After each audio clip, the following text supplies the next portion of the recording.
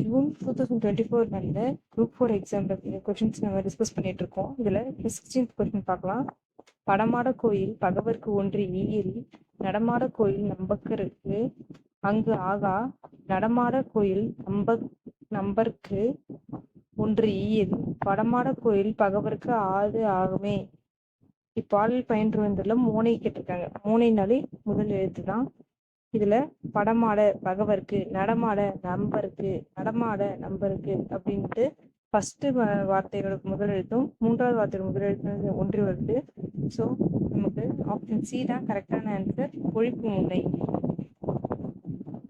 Question number 17, பூக்களை பறிக்காதீர் அது எவ்வகை வாக்கியம்னு கேட்டிருக்காங்க. அது கட்டளை வாக்கியம்.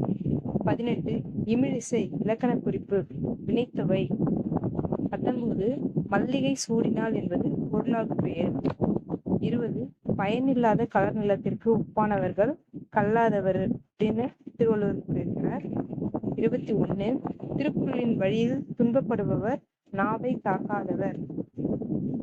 22, நச்சு படாதவன் செல்வம் நடுவுக்குள் நச்சு மரம் பழுப்பத்தற்று.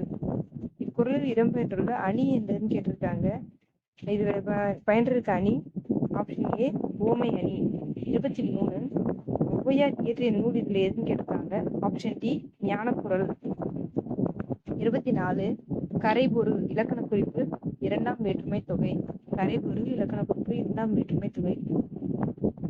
25, புறநானூற்றில் சில பாடல்களை ஆங்கிலத்தில் மொழிபெயர்த்தவர் யார்? ஆங்கிலத்தில் மொழிபெயர்த்தார் அப்படின்னு கேட்கும்போது மேக்சிமம் ஜியு போப் தான் ஆன்சர் இருக்கும். இதுலேயும் ஆப்ஷன் பி திரு ஜியு போப்.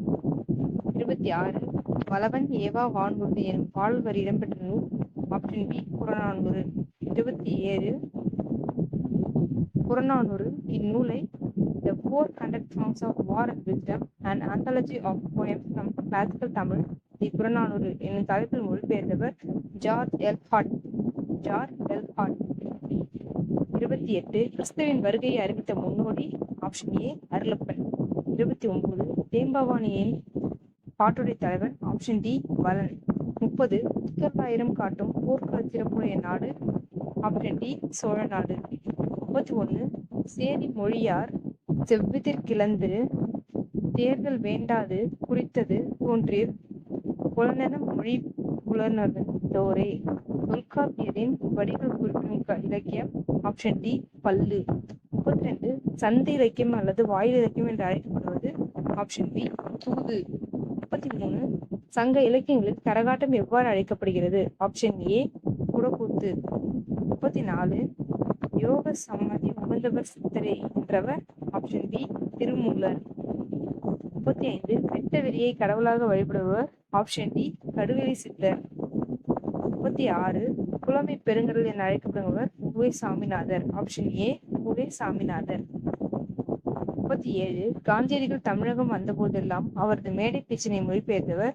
ஆப்ஷன் சி திருவி கல்யாண சுந்தரனார். 38, தமிழ் வடமொழியின் மகள் என்றது அது தனி குடும்பத்திற்கு உரிய மொழி, சமஸ்கிருத கலப்பின்றி அது தனித்து இயங்கும் ஆற்றல் பெற்ற மொழி என கூறியவர். Option C Caldwell. 39, தாதா சாஹிப் பால்கே விருது முதலில் தொடங்கப்பட்ட ஆண்டு.